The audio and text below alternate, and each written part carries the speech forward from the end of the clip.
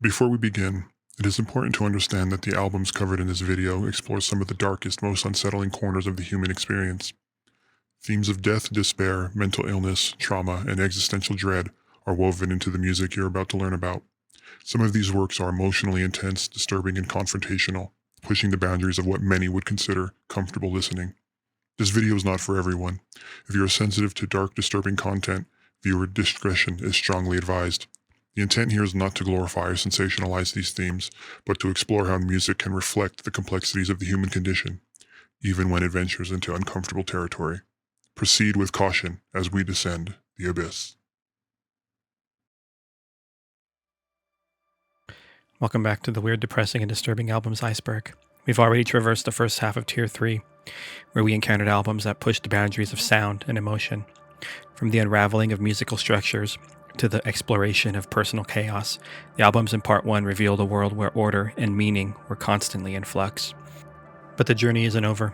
In Part 2, we continue our descent, delving even deeper into albums that challenge the very fabric of what music is supposed to be. These works confront us with new levels of dissonance, experimentalism, and emotional intensity. If you thought things couldn't get more unsettling, brace yourself. What's to come will push those boundaries even further. For those of you who are just joining us, this is a journey through some of the most disturbing, chaotic, and emotionally raw albums ever created. Each tier pulls us further from the familiar and into the unknown. And in Part 2 of Tier 3, we're about to confront music that doesn't just disturb, it disorients, disrupts, and leaves you questioning everything you thought you knew. So let's settle in, take a deep breath, and prepare for the next leg of our descent.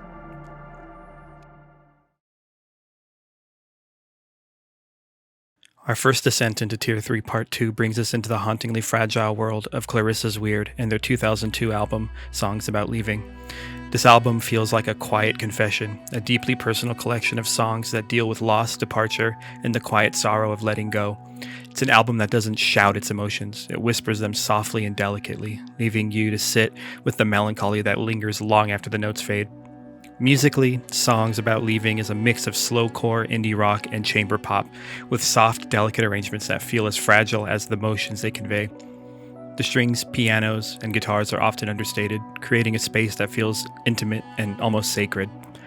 The vocals, delivered with a hushed vulnerability, only add to the album's quiet intensity, as if the singer's on the verge of breaking down, but holding it together just enough to get the words out. The music drifts and sways like a gentle breeze that carries with it the weight of unspoken sorrow. The title itself, Songs About Leaving, sets the emotional tone of the album. These are songs about departure, physical, emotional, and existential. The lyrics reflect themes of loneliness, isolation, and the deep sadness that comes with saying goodbye, not just to people, but to parts of yourselves. In songs like Just Getting By, the lyrics paint a picture of emotional survival, of trying to hold on when everything feels like it's slipping away. There's a resignation in the words, a quiet acceptance of the fact that things are ending, and all you can do is watch them go. What makes this album so deeply unsettling is its emotional fragility. There's no dramatic outpouring of grief, just a slow, steady reflection on the sadness that comes with loss. The music feels like it's balancing on a knife's edge, always on the verge of falling apart, but never quite doing so. This tension between holding on and letting go runs through every song, creating an atmosphere of quiet desperation that is as haunting as it is beautiful. One of the most striking aspects of Songs About Leaving is the way it deals with the passage of time. The album feels like it's caught in a moment, an endless, heartbreaking goodbye. The repetition of simple, melancholic melodies creates a sense of stasis, as if the music is stuck in a loop, unable to move forward. This mirrors the emotional experience of loss, where time feels like it has slowed to a crawl, and every moment is filled with the weight of what's been lost. The recording of the album also reflects this fragility. Clarissa's Wierd was a band known for their lo-fi DIY approach, and Songs About Leaving was recorded with a raw, unpolished sound that only adds to its emotional authenticity. The imperfections in the production, the slightly off-tuned strings, the quiet hum of the recording, gives the album a sense of intimacy, as if you're listening to a private conversation or a journal entry. This vulnerability makes the music feel all the more personal, like a whispered secret that was never meant for anyone else to hear. What makes Songs About Leaving so disturbing is not its sound, but the emotion it evokes. The album captures the feeling of being stuck in a place of emotional limbo, of not being able to move on from the sadness that has taken root in your heart. The music is slow, deliberate, and filled with a quiet sense of resignation. It's an album that forces you to sit with your own feelings of loss, to reflect on the moments when you've had to say goodbye to something or someone, knowing you can never get them back. In this entry, the chaos is emotional, hidden between layers of soft, delicate music. Songs About Leaving is an album that invites you to confront the quiet, unspoken grief that comes with letting go. It's a reflection of the fragility of life and the inevitability of loss, and it leaves you with the haunting realization that some goodbyes are forever.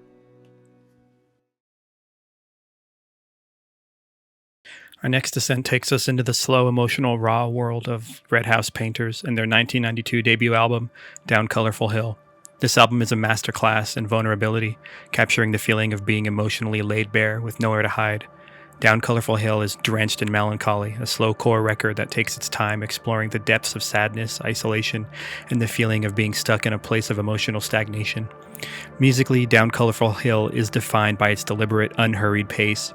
The songs unfold slowly with simple, repetitive guitar lines that give the music a haunting, meditative quality. There's a starkness to the arrangements. Everything feels exposed, as if each note is standing on its own, unguarded and vulnerable. The vocals delivered by Mark Kozelek are filled with a quiet, introspective sadness and often feel like they're teetering on the edge of breaking down. The combination of sparse instrumentation and deeply personal lyrics creates a sense of intimacy that is both unsettling and captivating. The album's lyrics are deeply autobiographical, with Kozelek exploring themes of depression, unrequited love, and a pervasive sense of alienation. In songs like Medicine Bottle, the lyrics feel like an open wound, with Kozelek reflecting on a failed relationship and the emotional devastation it left behind. Lines like, "I took my usual place on the couch and I cried," are delivered with a brutal honesty that leaves little to the imagination. There's no metaphor or poetic distance here, just raw, unfiltered emotion. What makes Down Colorful Hill so unsettling is its refusal to look away from the pain. The album feels like a slow-motion descent into emotional darkness, with each song pulling the listener further into Kozelek's inner world.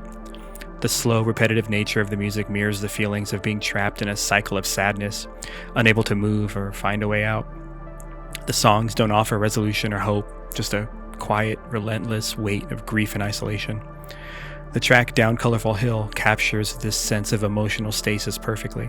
The song's slow, droning guitars and Kozelek's mournful vocals create a sense of suffocating sadness, as if the song is moving in slow motion, weighed down by the emotions it carries. The lyrics are simple, but they convey a deep sense of resignation, as Kozelek sings about feeling lost, disconnected, and unable to find meaning in a world around him. The recording of Down Colorful Hill adds to its emotional intensity. The album was recorded in a raw, unpolished manner with a lo-fi aesthetic that makes the music feel even more intimate and personal. The imperfections in the sound, the subtle tape hiss, the occasional missed note, only add to the sense that you're hearing something deeply personal, something that wasn't meant to be polished or perfected. It's an album that feels like it was made for one person in one room, as a way to process emotions too heavy to carry alone. What makes Down Colorful Hill so deeply affecting is its willingness to sit with the sadness. The album doesn't try to sugarcoat or explain away the feelings of depression and isolation it explores. It simply presents them, unfiltered and unadorned. The music moves slowly, as if weighed down by the emotions it carries, and the lyrics offer no easy answers. This lack of resolution is what makes the album so powerful. It feels like an honest portrayal of what it means to be stuck in a place of emotional pain with no clear way out. In this entry, the chaos is quiet and internal. Down Colorful Hill is an album that forces you to sit with your emotions, to confront the sadness and isolation that we often try to ignore. It's a deeply personal, emotionally raw work that leaves you with the haunting realization that some feelings can't be easily escaped. They have to be lived through. Our next descent leads us into a chaotic, surreal, and often disturbing world of Butthole surfers with their 1987 release, Locust, Abortion Technician. This album defies categorization, blending punk, noise rock, psychedelia, and dark humor into an unsettling, genre-bending experience. The music here is not designed to comfort or even make sense. Locust, Abortion Technician revels in absurdity and chaos, pushing the listener into a world that is both darkly humorous and deeply disorienting. Musically, Locust Abortion Technician is a mess of distorted guitars, bizarre vocal effects, and experimental landscapes. The album swings wildly between styles. One minute you're hearing sludgy, doom-like riffs. The next you're thrown into a cacophony of noise and manic screams. Tracks like Sweet Loaf take a heavy, almost Sabbath-like riff and twist it into something warped and unsettling, while Graveyard throws you into a vortex of chaotic drumming, distorted vocals, and an atmosphere that feels as unhinged as it does menacing. The constant shifts in style create a feeling of instability, as if the album itself is barely holding together. Lyrically, the album is filled with surreal, often grotesque imagery, delivered with a mix of deadpan humor and wild abandon. The vocals are heavily manipulated, ranging from deranged screams to slow, slurred draws, adding to the album's sense of absurdity. The lyrics don't follow any coherent narrative. Instead, they feel like fragments of twisted stories, nightmarish visions, and nonsensical ramblings. Tracks like 22 Going on 23, featuring disorienting spoken word samples layered over unsettling droning music, create an atmosphere of creeping dread that leaves you feeling uneasy. What makes Locust Abortion Technician so disturbing is its complete disregard for musical or emotional coherence. The album feels like a descent into madness, where every song throws you deeper into a chaotic, surreal world that makes less and less sense as it unfolds. There's a sense of manic energy that runs through the entire album, as if the band is intentionally trying to push the listener out of their comfort zone and into a place of confusion and discomfort. The track Human Cannonball captures the album's chaotic spirit perfectly, with its driving punk energy suddenly dissolving into bizarre vocal manipulations and noise. It's as if the song is constantly trying to escape itself, never settling into any one form for too long. This unpredictability is a hallmark of Butthole Surfer's sound, and it's what makes Locust Abortion Technician such a disorienting listen. An interesting story surrounding the album is the band's use of bizarre, often disturbing visuals and performance art during their live shows. Butthole Surfers became infamous for their chaotic, unpredictable performances, which often included strobe lights, strange film projections, and grotesque props. This theatricality is reflected in Locust Abortion Technician, where the music feels like a sonic extension of the band's live chaos. The album doesn't just play with sound, it plays with the listener's expectations, creating a sense of unease that is hard to shake. What makes Locust Abortion Technician so disturbing isn't just its chaotic sound, it's the way the album revels in its own absurdity. The dark humor that runs through the lyrics, the unpredictable shifts in style, and the manic energy of the performances create a sense of disorientation that borders on the nightmarish. It's an album that refuses to follow any rules, leaving the listener to navigate its bizarre, fragmented world without any clear direction. In this entry, the chaos is total. Locust Abortion Technician doesn't just challenge your understanding of music, it breaks it down, leaving you to confront the absurd, the grotesque, and the nonsensical. It's an album that feels like a descent into madness, where every turn leads you further away from anything familiar and into a place where nothing makes sense. Our next descent leads us into the dark, uncompromising world of Throbbing Gristle and their 1978 album, DOA, the third and final report. Often considered one of the most influential albums in the development of industrial music, DOA is a chilling exploration of human depravity, violence, and emotional detachment. The album doesn't just push boundaries, it shatters them, creating a sound that feels less like music and more like a psychological experiment designed to disturb and provoke. Musically, DOA is a stark, minimalist collage of noise, electronics, distorted vocals, and dissonant sounds. There's no rhythm to follow, no melody to latch onto, just a relentless, often chaotic stream of unsettling sonic textures that create a feeling of claustrophobia and disorientation. The use of early synthesizers, tape loops, and unconventional instruments gives this album a cold, mechanical edge, as if you're listening to the sound of machinery breaking down. Tracks like Weeping are built around repetitive droning tones and distorted samples, creating a haunting, oppressive atmosphere that feels deliberately alienating. The album's lyrics and themes are equally unsettling. Throbbing Gristle was known for exploring taboo subjects, and DOA is no exception. The lyrics touch on topics such as death, violence, pornography, and emotional detachment, delivered in a flat, emotionless manner that only heightens the sense of discomfort. Tracks like Hamburger Lady are particularly disturbing, with vocals that describe horrific imagery in a cold, clinical world. The lack of emotional engagement in the delivery makes the lyrics feel even more unsettling, as if the band is observing human suffering from a distance without empathy or concern. What makes DOA so disturbing is its unrelenting bleakness. The album feels like a document of human decay, both physically and emotionally. The music doesn't offer any moments of beauty or relief. Instead, it drags the listener deeper into a world of cold detachment and existential dread. The album's experimental structure, with its lack of traditional song forms, creates a sense of unpredictability, as if the music could collapse at any moment into pure noise and chaos. The track Death Threats captures the album's unsettling atmosphere perfectly.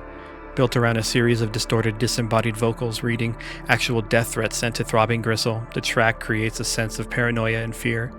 The voices are distorted and warped, making them sound inhuman, as if the threats are coming from some malevolent, unseen force. The cold, detached way in which the band presents these threats only adds to the sense of dread. An interesting aspect of DOA is its connection to Throbbing Gristle's larger body of work and their role as pioneers of industrial music. The band viewed their music as a form of confrontation, both with their audience and with society at large. Throbbing Gristle didn't just make music, they created an aesthetic of discomfort and alienation, using sound and imagery to provoke intense emotional reactions. DOA is perhaps the most fully realized expression of this ethos, as it forces the listener to confront the ugliness of the human experience without offering any sense of resolution or catharsis. What makes DOA so deeply unsettling is its refusal to engage with traditional music or emotional conventions. The album feels cold, detached, and impersonal, as if it's documenting human suffering without any attempt to understand or alleviate it. The music is harsh and unyielding, and the lyrics are filled with disturbing imagery that is presented without context or explanation. It's an album that doesn't just challenge you, it actively seeks to disturb and disorient you. In this entry, the chaos is both sonic and psychological. DOA, the third and final report, strips away the emotional and aesthetic conventions of music, leaving you with a bleak, unsettling exploration of human decay and detachment. It's a cold, clinical descent into the darker aspects of existence, and it leaves you with the disturbing feeling that the chaos it explores is not just external, but internal as well. Our next descent brings us into the strange and gritty world of Tom Waits and his 1999 album, Mule Variations. Known for his raspy voice and offbeat storytelling, Waits crafted an album that blends blues, folk, experimental soundscapes, and raw emotion into a unique exploration of the human condition. Mule Variations is a dark, gritty, and at times surreal, but at its core, it's an album about life's hardships, told with a mixture of bleak humor and painful honesty. Musically, Mule Variations is a collection of styles, much like Waits himself. There are moments of bluesy ballads, industrial noise, sparse folk melodies, and eerie avant-garde experiments. Tracks like Big in Japan open the album with distorted guitars and heavy percussion, creating a sound that feels both raucous and menacing. On the other hand, songs like Pony strip everything back to bare acoustic guitar and Waits' weary, gravelly vocals, giving the album a raw, almost desolate feeling. This constant shifting between styles and tones creates a sense of unpredictability, as if you never quite know where the album is going to take you next. Lyrically, Mule Variations is a mixture of storytelling, surreal imagery, and dark humor. Waits inhabits a variety of characters throughout the album, each with their own twisted view of the world. Some songs paint vivid portraits of loneliness and heartache, while others dive into the grotesque and absurd. In What's He Building, Waits adopts the role of a paranoid neighbor, describing in chilling detail the strange, secretive activities of the man next door. The song's minimal, eerie instrumentation and spoken word delivery create a sense of dread, as if something terrible is about to be uncovered, but never is. It's a brilliant example of how Waits can turn even the mundane into something unsettling. What makes Mule Variation so disturbing at times is its unvarnished portrayal of life's darker sides. Waits has always been fascinated by the misfits, the outcasts, and the downtrodden, and in this album, he gives voice to their struggles, their flaws, and their pain. There's a rawness to the emotions he explores, whether it's the weariness of aging in Hold On, or the bitter reflections of love lost in House Where Nobody Lives. The sadness, loneliness, and desperation in these songs feel deeply lived in, as if Waits isn't just singing about these emotions. He lived them, and they've scarred him. One of the most striking elements of Mule Variations is its use of sound as atmosphere. Waits and his wife and longtime collaborator Kathleen Brennan incorporated unconventional instruments, found sounds, and experimental production techniques to create a soundscape that feels gritty and lived in. From the creaking, rattling noises in What's He Building to the clattering percussion of Filipino box spring hog, the sounds themselves become part of the storytelling, evoking a world that's decayed, rusted, and hanging on by a thread. These sounds give the album a tactile quality, making the listener feel like they're right there in the midst of the broken-down landscapes Waits describes. There's also an interesting story about the album's release. Mule Variations marked Waits' return after a 7-year hiatus from studio albums. During this time, he delved deeper into experimental and avant-garde music, which heavily influenced the album's more unconventional moments. Waits was never one to follow the rules, and Mule Variations is a testament to his willingness to push the boundaries of what popular music could be, blending the familiar with the strange in ways that defy expectation. What makes Mule Variations unsettling isn't just its sound, but the way it immerses the listener in a world that's both familiar and foreign. The album feels like walking through a dilapidated abandoned town where every corner holds a new story, some humorous, some tragic, but all filled with the gritty reality of life. There's beauty here, but it's a kind of broken, withered beauty, one that's been shaped by hardship and loss. In this entry, the chaos is found in the stories Waits tells and the sounds he uses to tell them.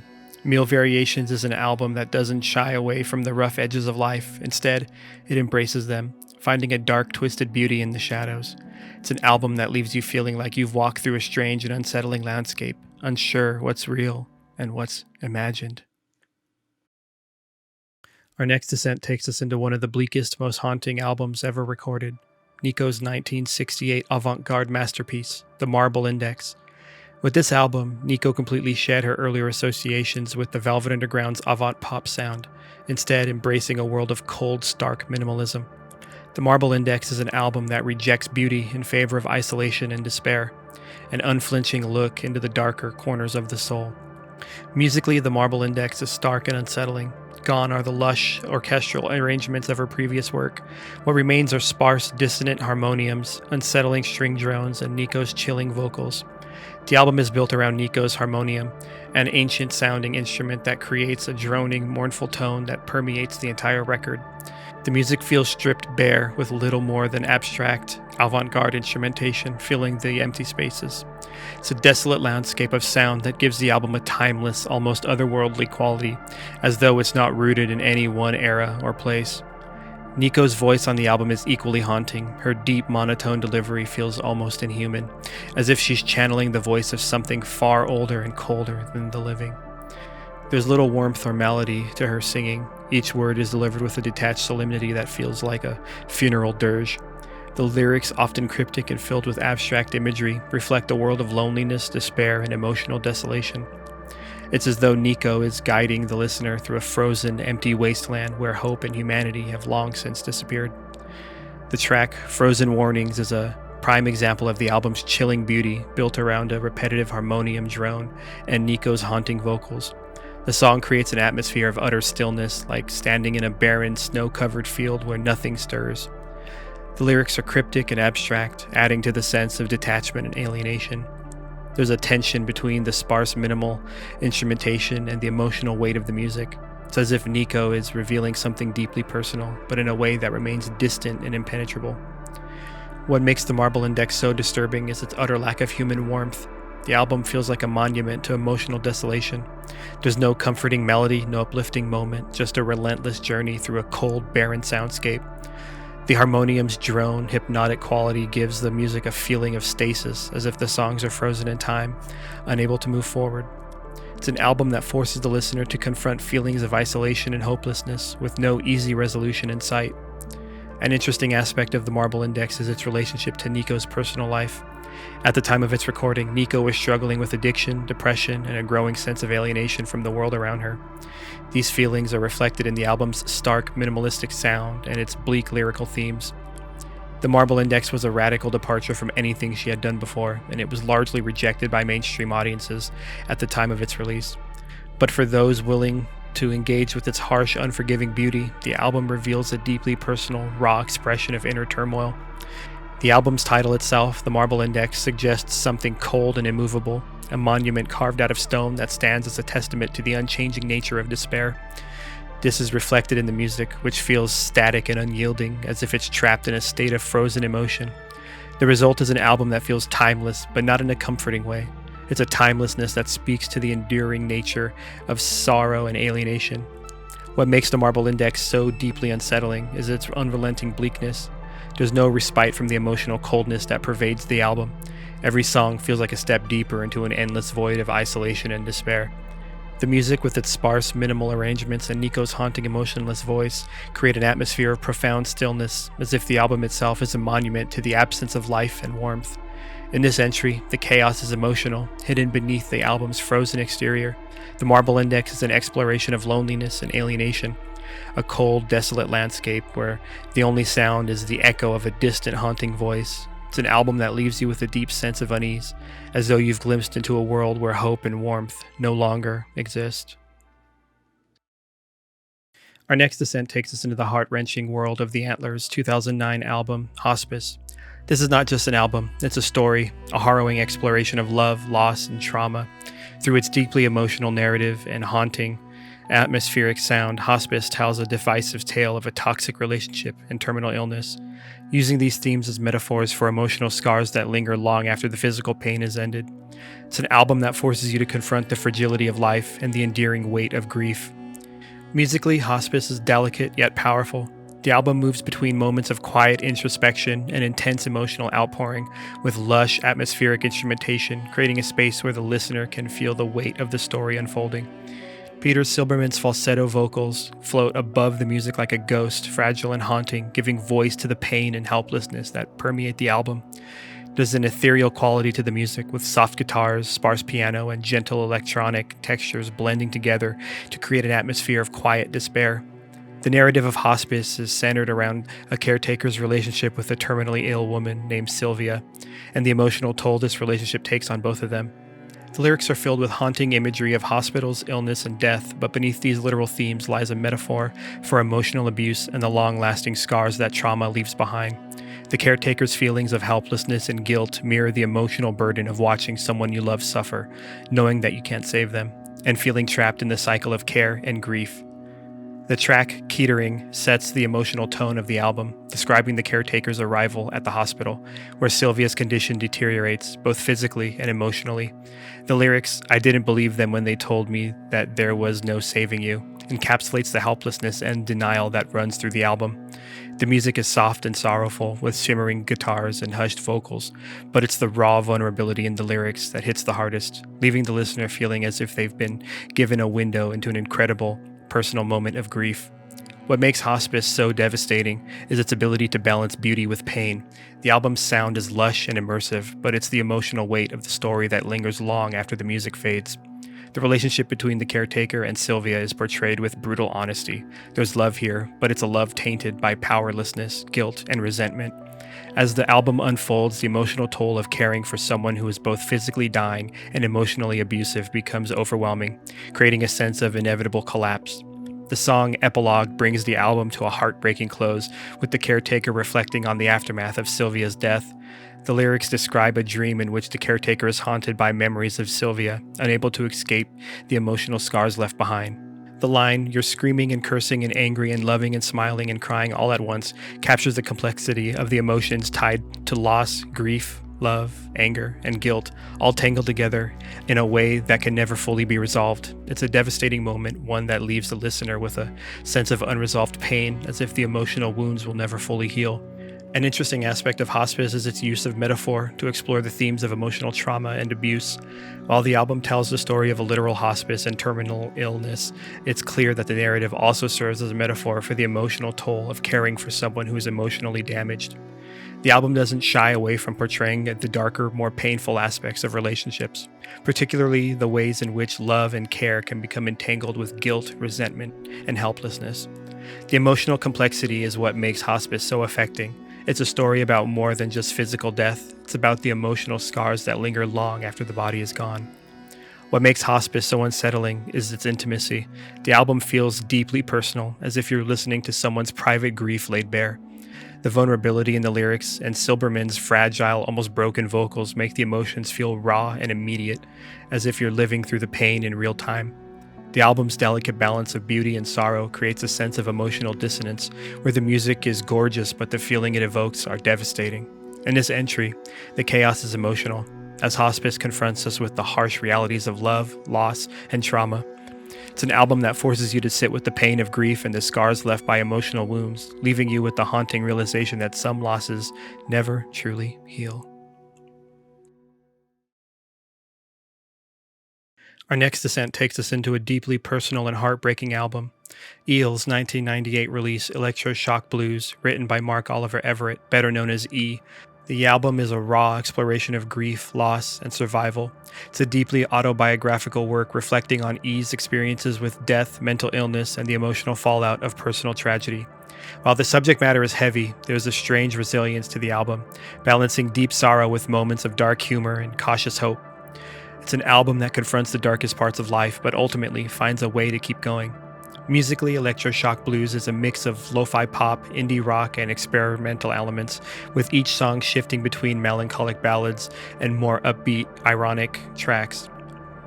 The production feels intimate and unpolished, giving the album a confessional, almost journal-like entry. E's vocals are often soft, almost whispered, as if he's sharing his darkest thoughts in the quietest of spaces. The instrumentation is minimal and often fragile. Pianos, soft strings, and acoustic guitars are layered over gentle electronic beats, creating a sound that feels both delicate and deeply personal. Lyrically, the album dives straight into the heart of personal tragedy. Electro-Shock Blues was written in the aftermath of E's sister's suicide and his mother's terminal cancer diagnosis, and the weight of this grief is present in every song. The opening track, Elizabeth on the Bathroom Floor, is a direct reference to his sister, with lyrics that describe the haunting reality of finding someone after they've taken their own life. It's a stark, chilling moment that sets the tone for the rest of the album, where themes of death, mental illness, and despair are ever present.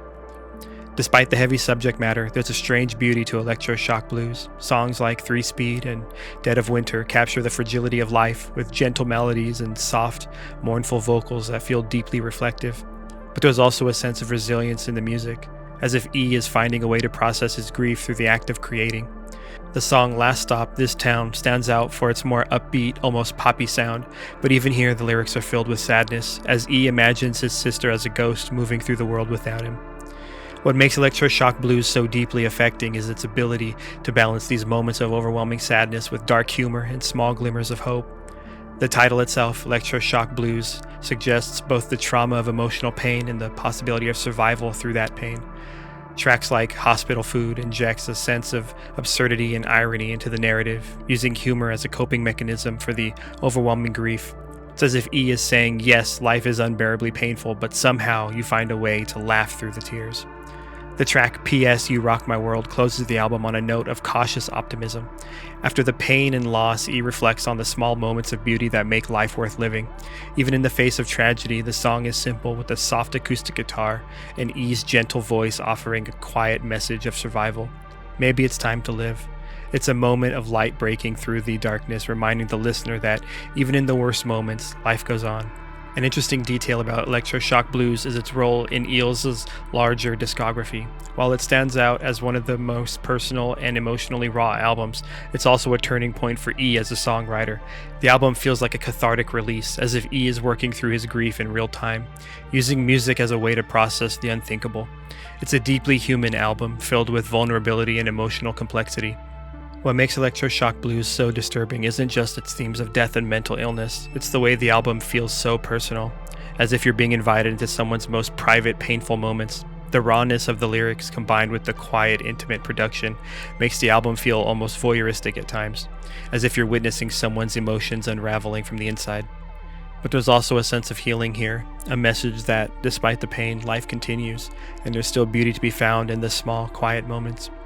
In this entry, the chaos is emotional. Electro-Shock Blues is an album that doesn't shy away from the darkest corners of the human experience, but it's also a testament to the resilience of the human spirit.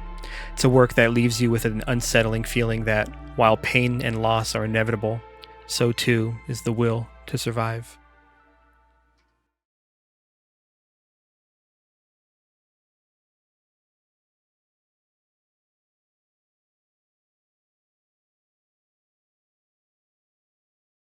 Take a moment. Let the weight of what we've experienced settle. We've traveled through soundscapes that twist, disorient, and overwhelm. Each entry pulls us deeper into the labyrinth, closer to the heart of chaos.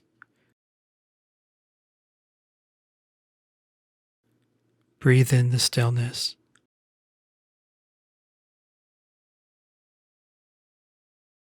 Listen to the echoes.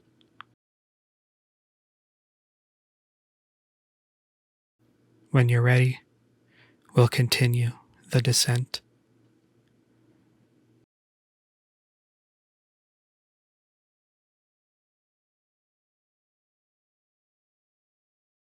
Our next descent takes us into one of the most controversial and unsettling works on this iceberg, Peter Sotos' Buyer's Market, released in 1992.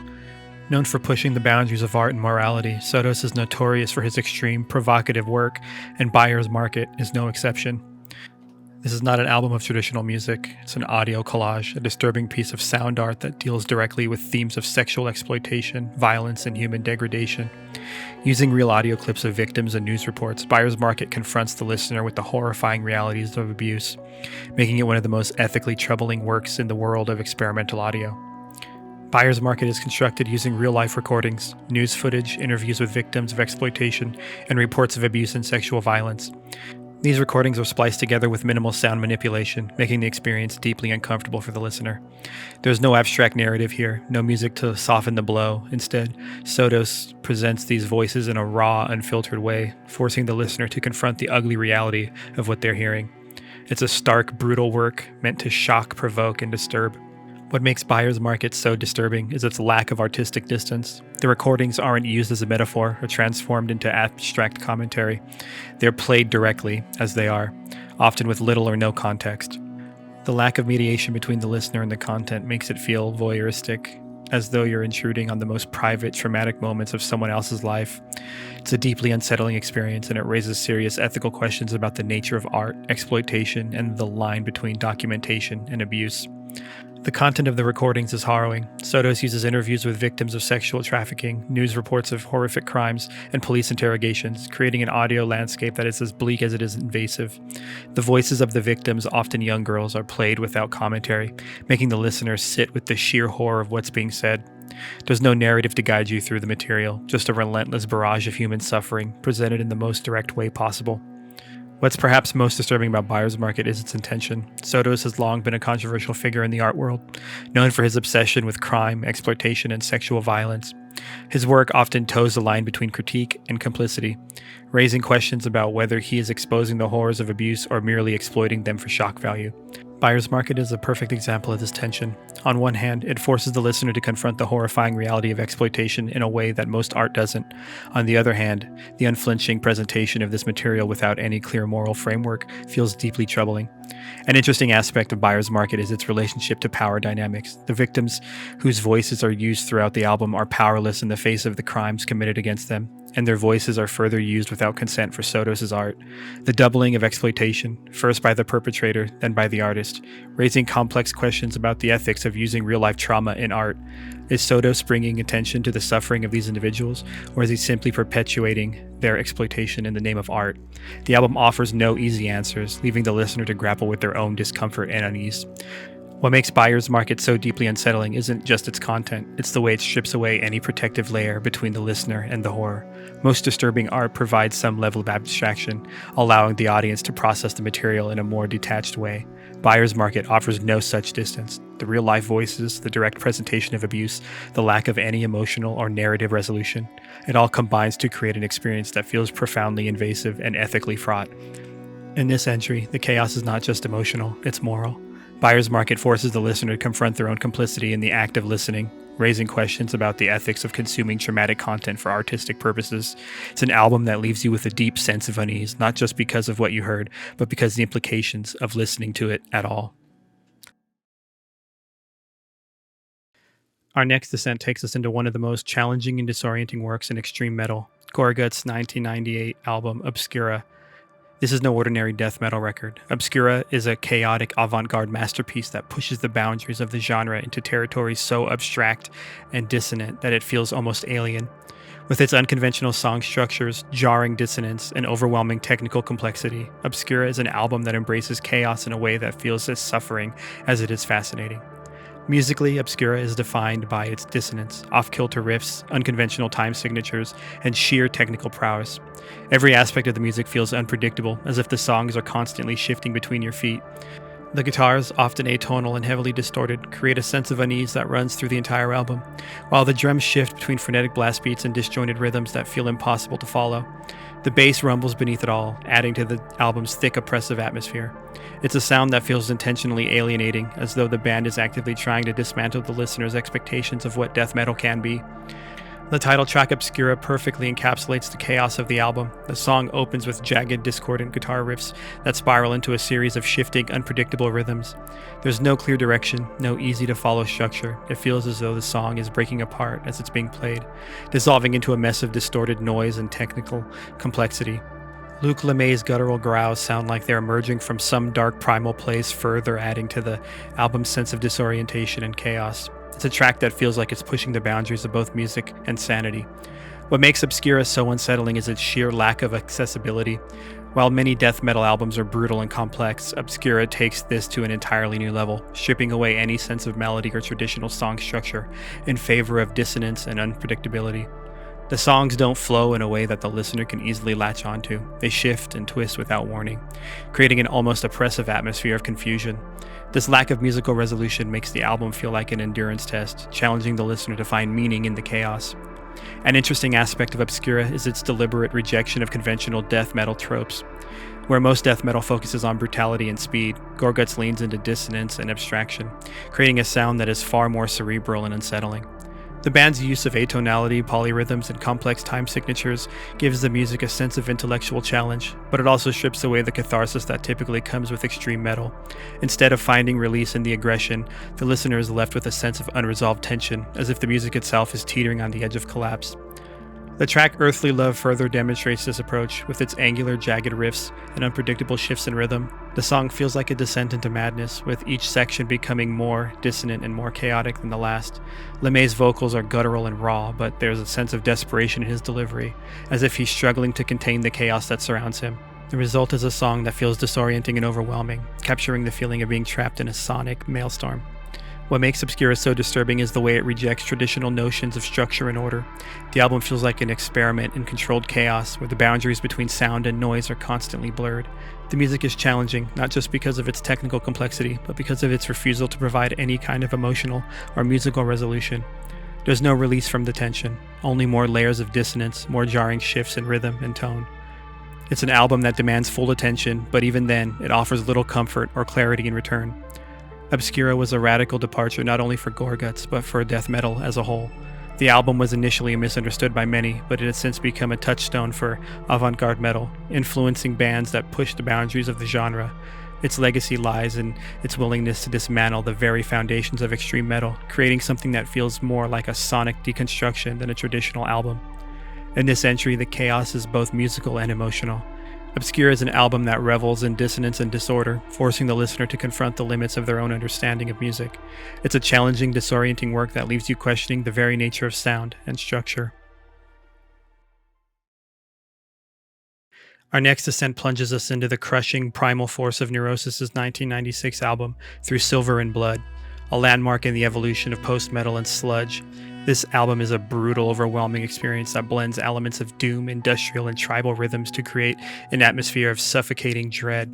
Through Silver and Blood is not just heavy in sound, it's heavy in feeling, dragging the listener into a dense, chaotic world where every note feels like a blow and every moment is filled with tension. It's an album that pushes you to your limits, both sonically and emotionally. Musically, Through Silver and Blood is defined by its punishing, oppressive sound. The guitars are thick and sludgy, the drums hit with a primal force, and the bass rumbles beneath everything like an unstoppable earthquake. The use of industrial elements such as samples, feedback, and dissonant soundscapes adds a layer of unsettling textures to the music, making the whole album feel more like a slow-motion collapse than a traditional metal record. The sheer weight of the music is unrelenting, with songs stretching past the 10-minute mark, creating a sense of impending doom that grows heavier with each passing second. The title track, Through Silver and Blood, opens the album with a relentless pounding rhythm that feels almost tribal in its intensity. The drums hit with a ritualistic force while the guitars churn and swirl like a violent storm. The vocals, delivered in a mix of harsh screams and guttural roars, are buried deep within the mix, as if they're struggling to be heard over the chaos. The music builds slowly, layer upon layer, until it reaches a crescendo of noise and feedback that feels almost unbearable in its intensity. It's a song that doesn't just play out, it engulfs you, dragging you into the heart of its dark, oppressive world. Lyrically, Through Silver and Blood touches on themes of destruction, rebirth, and the cyclical nature of life and death. The lyrics are cryptic and abstract, often delivered with a sense of apocalyptic urgency. There's a constant tension between the primal, elemental forces that drive the music and the existential questions it raises about humanity's place in the universe. Tracks like Locust feel almost prophetic in their portrayal of collapse and rebirth, as if the music itself is channeling something far older and more powerful than the band. The lyrics, though hard to decipher at times, carry an almost spiritual weight, as if Neurosis is tapping into something beyond the physical world. One of the most striking elements of Through Silver and Blood is its use of dynamics. The album shifts between moments of crushing heaviness and eerie quiet passages, creating a sense of tension and release that feels almost suffocating. The quieter moments are no less unsettling. There's always a sense of something lurking just behind the surface, waiting to explode into chaos. This dynamic contrast makes the album feel like a long, slow descent into madness, with each moment of calm only serving to heighten the dread of what's coming next. What makes Through Silver and Blood so disturbing is the way it immerses the listener in a world of pure primal intensity. The music is relentless, dragging you deeper and deeper into a soundscape that feels oppressive and inescapable. The combination of crushing riffs, industrial noise, and tribal rhythms create an atmosphere of ritualistic violence, as if the album is summoning something ancient and destructive. The use of repetition, both in the music and the lyrics, adds to this sense of ritual, as if the band is performing a dark ceremony that has no clear beginning or end. An interesting aspect of the album's recording is the band's use of unconventional instruments and sound manipulation. In addition to the standard guitar, bass, and drum setup, Neurosis incorporated elements like synthesizers, samples, and electronic effects to create a dense, layered sound. These industrial and experimental elements give the album a cold, mechanical edge, as if the music is being played by a machine that's slowly breaking down. The mechanical coldness contrasts with the primal intensity of the guitars and drums, creating a feeling of tension between the natural and the synthetic. What makes Through Silver and Blood so deeply unsettling isn't just its heaviness, it's the way the album creates a sense of inevitability, as if the chaos and destruction it portrays are unavoidable. The music feels like it's building towards something cataclysmic, but it never quite reaches a resolution, leaving the listener in a state of constant tension. The album doesn't provide any easy answers or moments of catharsis, it just keeps pushing deeper and deeper into the darkness with no way out. In this entry, the chaos is elemental. Through Silver and Blood is an album that taps into something primal and destructive, creating a sound that feels both ancient and apocalyptic. It's a punishing, overwhelming work that leaves you feeling as though you've been dragged through a storm, only to find yourself standing on the edge of something far darker. Our next descent takes us into the bizarre, surreal world of Dr. Octagon, the twisted alter ego of rapper Kool Keith. His 1996 album, Dr. Octagonecologyst, is one of the most unusual and unsettling entries in the underground hip-hop scene, blending science fiction, horror, and dark humor into a genre-defying work that feels more like a fever dream than a traditional rap album. With its surreal lyrics, bizarre medical imagery, and spacey production, Dr. Octagonecologyst takes listeners on a journey that's as confusing as it is captivating, pulling you into a strange, otherworldly landscape where reality and fantasy blur together. Musically, Dr. Octagonecologyst stands out for its experimental production, courtesy of Dan the Automator. The beats are dark, eerie, and spacey, mixing classic boom-bap elements with strange, otherworldly sounds, synthesizers, atmospheric noise, and minimalist futuristic beats. Tracks like Blue Flowers and Earth People feature haunting, hypnotic loops that feel as if they've been pulled straight from a 1950s sci-fi film, completed with warped sound effects and echoing vocals. This disorienting production creates a backdrop that feels far removed from the gritty streets of typical 90s hip-hop, giving the album a cold, almost alien atmosphere. Lyrically, Kool Keith as Dr. Octagon inhabits the role of a deranged time-traveling extraterrestrial surgeon who dabbles in bizarre medical procedures and dark, twisted experiments. The character's disconnected, surrealist, rambling touch on themes of sex, death, and science fiction, all delivered with a detached, deadpan flow that makes the horror and absurdity even more unsettling. In Blue Flowers, Dr. Octagon describes a series of grotesque medical operations, blending disturbing imagery with a sense of detached amusement. First patient, pull out the skull, remove the cancer. The lyrics are cryptic, strange, and filled with non-sequiturs, leaving the listener to piece together the bizarre narrative. What makes Dr. Octagonecologyst so unsettling is the way it merges dark humor with disturbing imagery.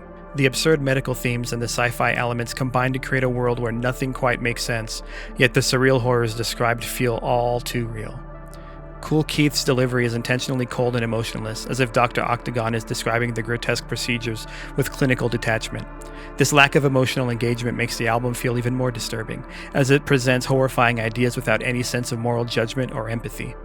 The track Blue Flowers is one of the most iconic moments on the album, with its eerie, dissonant piano loops and haunting, repetitive hook. Dr. Octagon's description of grotesque surgeries and cryptic medical jargon create a sense of unease, as if the listener is trapped in some kind of warped sci-fi operating room.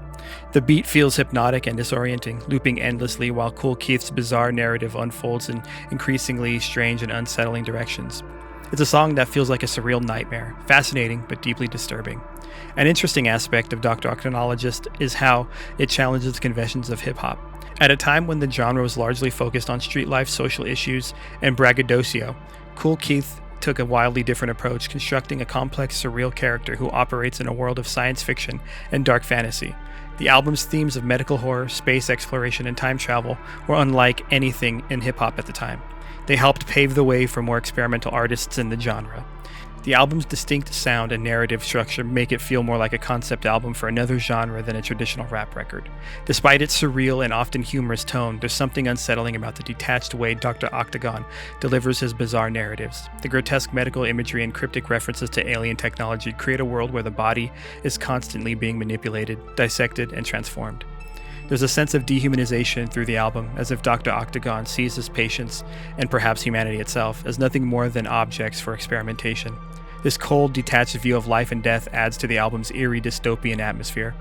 What makes Dr. Octagonecologyst so disturbing is its playful approach to horror. The album never fully dives into outright terror. Instead, it uses humor and absurdity to keep the listener off balance. The result is an album that feels like a twisted carnival ride, where each track pulls you deeper into a world where nothing makes sense, yet everything feels ominous. The combination of Dan the Automator's eerie futuristic beats and Kool Keith's surreal grotesque storytelling creates a sense of disorientation, leaving you unsure of whether to laugh or recoil in horror. In this entry, the chaos is surreal and absurd. Dr. Octagonecologyst blends dark humor with disturbing medical and sci-fi imagery, creating a soundscape that feels as alien as it is unsettling. It's an album that warps reality, dragging the listener into a world where horror and humor collide, leaving you with a sense of uneasy fascination. Our next descent leads us into one of the most notorious outsider albums of all time, the Shaggs' 1969 release Philosophy of the World. On the surface, this album might seem almost innocuous. Three teenage sisters with no formal musical training, playing their instruments with a lack of rhythm, melody, or traditional structure. But beneath the amateurish surface lies something far stranger, an album that feels more like a surreal accidental art project than a conventional record. The off-kilter charm of Philosophy of the World has made it a cult favorite, but its rawness, unpolished sound, and the story behind it also gives an unsettling quality. Philosophy of the World sounds like it was created in a vacuum, completely devoid of any influence from popular music at the time. The band, consisting of sisters Dot, Helen, and Betty Wiggin, had little to no musical training when they were essentially forced to create the album by their father, Austin Wiggin.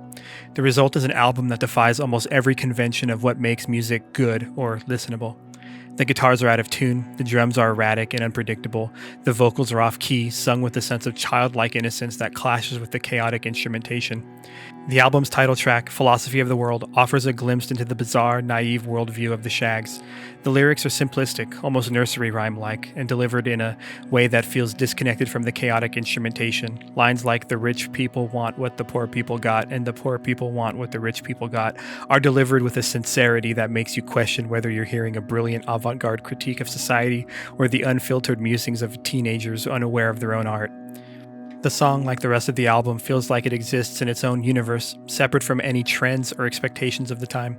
What makes Philosophy of the World so unsettling is the dissonance between its innocence and its raw, unpolished sound. The album has an almost eerie quality to it, as if it wasn't supposed to exist. The lack of any musical structure or rhythm creates a sense of discomfort for the listener, as if you're listening to something that's perpetually off balance, always on the verge of collapsing into chaos. There's a voyeuristic element to the experience, as if you're witnessing something deeply personal and unpolished, yet made public in a way that feels almost wrong. An interesting and disturbing part of the Shaggs' story is the role their father, Austin Wiggins, played in creating the album. Wiggins believed he was destined to guide his daughters to fame and success based on a prophecy his mother had given him when he was a child. He pulled his daughters out of school, forced them into rigorous practice, and demanded they record Philosophy of the World. The result is an album that feels less like a creative expression and more like an act of compliance, where the girls were compelled to play music they didn't fully understand or enjoy. This backstory adds a layer of sadness to the album. What you're hearing is not the product of artistic intent, but of pressure and misguided ambition. The track My Pal Foot Foot has become one of the most infamous songs from the album, largely due to its surreal lyrics and discordant sound. The song describes the girls' search for their lost pet, Foot Foot, in a way that feels both childlike and bizarre. The guitars clash awkwardly, the vocals meander without any clear direction, and the whole song feels like it's teetering on the edge of falling apart. Yet within this chaos, there's something oddly endearing, something that makes the song stick in your head despite its lack of traditional musicality. What makes Prophecy of the World so deeply unsettling isn't just its lack of technical skill, it's the sense that the album was created in isolation, outside of the world of normal human interaction. The dissonance between the sincerity of the lyrics and the chaotic offbeat music creates a feeling of discomfort that's hard to shake. It's an album that makes you question what music really is, what it means to be good, and how we define artistic merit. There's a strangeness to it that feels almost dreamlike, as if you've stumbled upon something that wasn't meant to be found. Despite its many flaws, or perhaps because of them, Philosophy of the World has gained a cult following over the years. It's been praised by musicians and critics as an accidental masterpiece of outsider art, a work so raw and unpolished that it transcends traditional notions of quality. But underneath the charm and naivety of the album lies something more disturbing, the sense that this music exists outside of time, outside of influence, and outside of any normal frame of reference. In this entry, the chaos is innocent, but disorienting. Philosophy of the World feels like an album that should not exist, created by musicians who didn't know the rules they were breaking. It's an album that leaves you bewildered, fascinated, and slightly uneasy, as if you've just witnessed something both innocent and hauntingly surreal. Our next ascent brings us into a stark, haunting work of avant-garde jazz, with Patty Waters' 1966 album Sings. Though it might appear unassuming on the surface, this album is a masterclass in minimalism and emotional intensity. Known for its sparse arrangements and Waters' experimental, almost unhinged vocal delivery, Sings explores the very limits of human emotion and vulnerability. It's an album that feels like a descent into the rawest parts of the human psyche, offering little comfort but leaving a lasting impact through its unsettling exploration of fear, longing, and despair. Musically, Sings is divided into two starkly contrasting halves. The first half features minimalist jazz ballads, with Waters' soft, breathy vocals accompanied by delicate piano and subtle instrumentation. Tracks like Moon Don't Come Up Tonight and Why Can't I Come to You feel fragile and introspective, with Waters delivering lyrics that speak of longing and isolation. Her voice, barely above a whisper at times, seems to embody vulnerability itself, creating an atmosphere of quiet unease. These songs feel delicate, as if they could break apart at any moment under the weight of their own emotional fragility. But the second half of the album, particularly the 13-minute-long track, Black is the Color of My True Love's Hair, that truly defines Sing and sets it apart from one of the most experimental and unsettling vocal performances in jazz. This version of the traditional folk song starts off quietly with Waters' soft, understated delivery, but it quickly descends into something far darker and more disturbing. As the track progresses, Waters begins to push her voice to its absolute limits, moving from quiet, meditative phrases to guttural moans, shrieks, and screams. The result is a vocal performance that feels raw, primal, and almost otherworldly, as if she's channeling something far deeper and more elemental than mere emotion. What makes Sings so unsettling is the way it strips down music to its most basic elements: voice, silence, and minimal accompaniment. The first half of the album lulls the listener into a false sense of calm, with its gentle ballads and tender delivery. But the second half, particularly Black is the Color, shatters that calm, with Waters using her voice to not just sing, but to express deep, unspoken emotional trauma. It's a performance that feels almost cathartic in its intensity, as if Waters is purging herself of something unspeakable through her screams and wails. An interesting aspect of Sings is its connection to the avant-garde jazz scene of the 1960s. Waters was closely associated with artists like Albert Ayler and Sun Ra, who were also pushing the boundaries of jazz through experimental approaches to melody, rhythm, and structure. But where those artists used their instruments to explore new sonic territories, Waters uses her voice as the primary instrument of experimentation. The result is an album that feels deeply personal, as if Waters is performing not for an audience, but as an act of personal expression and emotional release. Black is the Color of My True Love's Hair is particularly disturbing for the way it deconstructs a simple folk melody into something far more chaotic and intense. As Waters pushes her voice further into the realm of shrieks and primal screams, the song takes on a sense of desperation and anguish that feels almost unbearable. There's a moment where her voice cracks, breaking free from any traditional sense of melody or rhythm, and it's in that moment that the true emotional depth of the album reveals itself. It's a performance that feels visceral, as if the listener is being drawn into Waters' own internal struggles, unable to escape the intensity of the moment. What makes Sings so deeply unsettling isn't just Waters' vocal experimentation. It's the way the album moves between quiet introspection and raw emotional chaos. The contrast between the two halves of the album creates a sense of disorientation, as if you're being lulled into a sense of safety, only to be thrown into the depths of Waters' emotional purging. The sparse, minimal arrangements leave nowhere to hide. Every breath, every note, every scream is laid bare, forcing the listener to confront the rawness of the performance. Patty Waters' Sings was largely misunderstood at the time of its release, but it has since become a cult favorite for those who appreciate its stark minimalism and experimental approach to vocal performance. It's an album that doesn't offer easy answers or comforting melodies. Instead, it challenges the listener to confront the deepest part of human emotion, often leaving them feeling unsettled and emotionally exposed. In this entry, the chaos is internal and emotional. Patty Waters' Sings strips down music to its most basic primal elements, creating an experience that feels raw, vulnerable, and deeply unsettling. It's an album that pushes the boundaries of vocal expression, leaving the listener haunted by the intensity of its emotional journey. Our next descent takes us into one of the most bizarre and unsettling albums in the world of pop music. Farrah Abraham's My Teenage Dream Ended. Released in 2012, this album defies easy categorization, blending raw, confessional lyrics with jarring, chaotic electronic production. Farrah Abraham, known primarily for her appearance on the reality TV show Teen Mom, channels her personal struggles into an album that is as emotionally transparent as it is musically confusing. The result is a work that feels both deeply personal and deeply disjointed, leaving listeners unsure of whether they're hearing a raw outpouring of emotion or a surreal sonic experiment gone awry. Musically, My Teenage Dream Ended is almost impossible to describe using conventional terms. The album's production is filled with heavily auto-tuned vocals, stuttering beats, and abrasive electronic effects that often sound out of sync with the emotional content of the lyrics. Tracks like The Phone Call That Changed My Life and On My Own feature relentless electronic noise, glitchy rhythms, and auto-tuned vocals that are pushed to the point of distortion. The result is an experience that feels chaotic and alienating, as if the music itself is fighting against any attempt to connect with the listener on an emotional level. Lyrically, the album tells a deeply personal story of Abraham's struggles as a young mother, her grief over the loss of her child's father, and the emotional fallout from her sudden rise to fame. In songs like After Prom and Finally Getting Up from Rock Bottom, Abraham reflects on feelings of isolation, heartbreak, and frustration, often in a confessional tone that feels ripped straight from a diary. But the auto-tuned vocals, which are processed to an almost inhuman degree, create a sense of emotional dissonance, making it difficult for the listener to fully engage with the rawness of the lyrics. What makes My Teenage Dream Ended so unsettling is the contrast between its confessional lyrics and the cold mechanical production.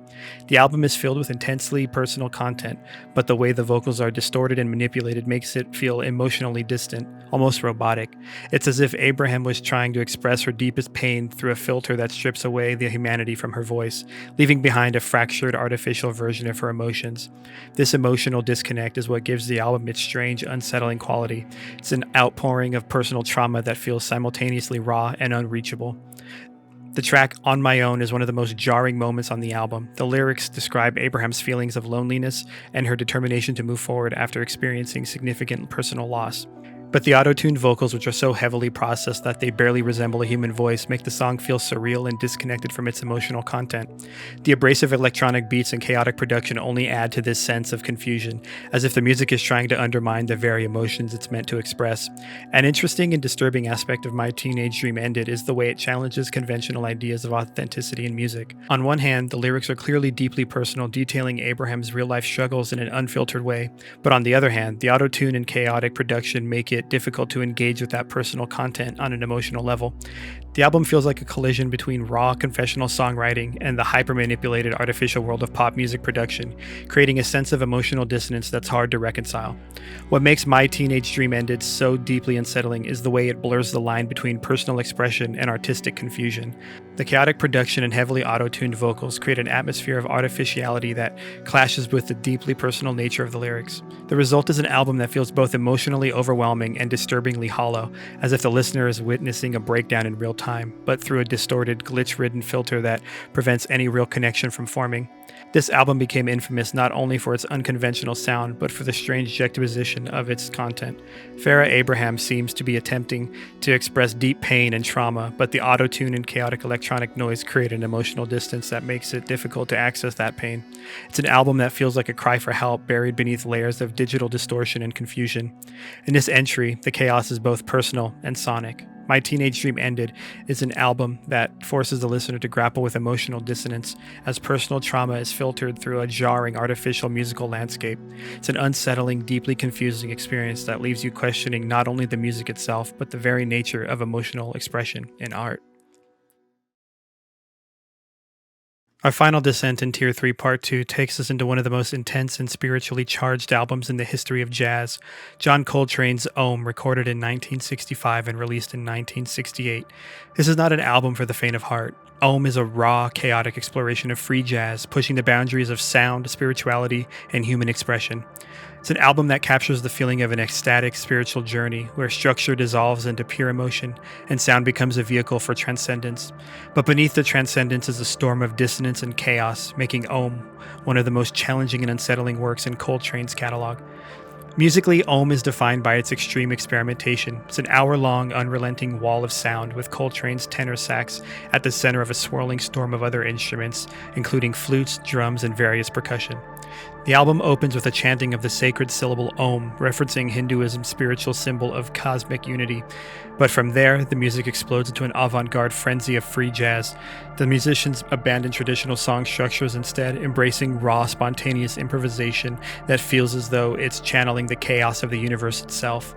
Coltrane's playing on Ohm is wild, unhinged, and deeply emotional. His saxophone is not just an instrument, it's a conduit for spiritual expression, wailing and screeching with a primal intensity that feels almost otherworldly.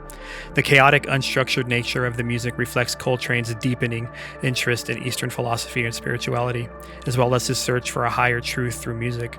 The melodies dissolve into abstract flurries of notes, and the rhythms shift unpredictably, creating an overwhelming sense of disorientation.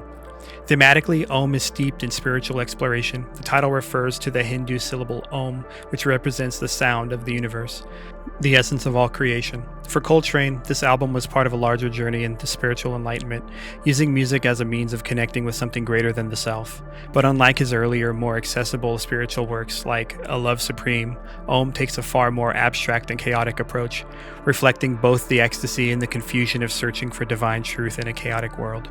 The result is an album that feels like a sonic ritual, a meditation on the balance between chaos and peace, structure and formlessness. What makes Ohm so unsettling is its sheer intensity. The music feels as though it's constantly on the edge of breaking apart, with instruments clashing and wailing in a way that defies traditional notions of harmony. The horns screech, the drums erupt in unpredictable bursts, and the entire album feels like a stream of consciousness exploration of sound, pushing the listener to the limit of what music can express. It's a work that demands full attention, and even then, it offers little in the way of resolution. The chaotic, overwhelming soundscape leaves the listener feeling both exhilarated and unnerved, as if they've witnessed something profoundly spiritual, yet deeply unsettling. The album's recording process adds to its unsettling nature. The session for Ohm was notoriously intense, with Coltrane and his band reportedly engaging in rituals such as drinking wine mixed with LSD before recording, seeking to channel their spiritual energy into the music. This element of ritualistic intensity is palpable in the final recording. It feels less like a traditional jazz session and more like a sacred, chaotic event where music becomes a form of religious expression, breaking down the barriers between sound and spirituality. An important aspect of Ohm is its place within Coltrane's broader spiritual and musical evolution. By the time this album was recorded, Coltrane was deeply immersed in his spiritual quest, drawing on elements of Eastern religions, particularly Hinduism and Buddhism, as well as African spirituality. Ohm represents one of the most extreme points of that quest, a musical expression of his desire to transcend the physical world and reach a higher plane of consciousness. But the intensity of that search is reflected in the chaotic, dissonant nature of the music, making the album feel less like a peaceful meditation and more like a struggle for spiritual awakening.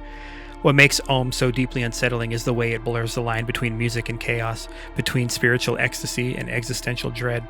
The album is filled with moments of pure, unrestrained emotion, where the music feels as though it's channeling something primal and untamed. The dissonance, the unstructured improvisation, and the sheer intensity of the performances create an atmosphere of spiritual upheaval, as if Coltrane is not just playing music, but grappling with the cosmic forces that govern existence. It's an album that leaves you feeling as though you've been swept up in a spiritual storm, unsure what you've just experienced, but unable to shake its impact. In this entry, the chaos is spiritual and existential. Ohm is an album that captures the intensity of the search for meaning, using music as a vehicle for spiritual expression and existential questioning. It's a work that challenges the listener to confront the unknown, leaving them in a state of awe, confusion, and profound unease. As we conclude our journey through Tier 3, we've encountered music that not only defies convention, but forced us to confront the chaos within ourselves. From the primal intensity of free jazz to the unhinged experiments of noise, each album has taken us deeper into the unknown, pushing the boundaries of what sound can express. These works have explored destruction, spirituality, emotional turmoil, and the dissonance between structure and madness. Tier 3 has shown us that music is not always meant to comfort. It can disturb, disorient, and reflect the most chaotic parts of human existence. But the descent is far from over. The depths still await, with albums that take us even further from the surface, where dissonance and despair become more tangible. As we prepare for what lies ahead, take a moment to reflect on the albums that have left the biggest impact so far. If you're new here and want to revisit earlier parts of the Iceberg, I've created a playlist with all the videos in this series so far. Be sure to check that out if you want to follow the full descent into the weird, depressing, and disturbing albums Iceberg. Don't forget to like, subscribe, and hit the notification bell so you don't miss what's coming next. Let me know in the comments which album piqued your interest the most, or which ones you're most curious to hear. Until the next descent, the darkness still waits.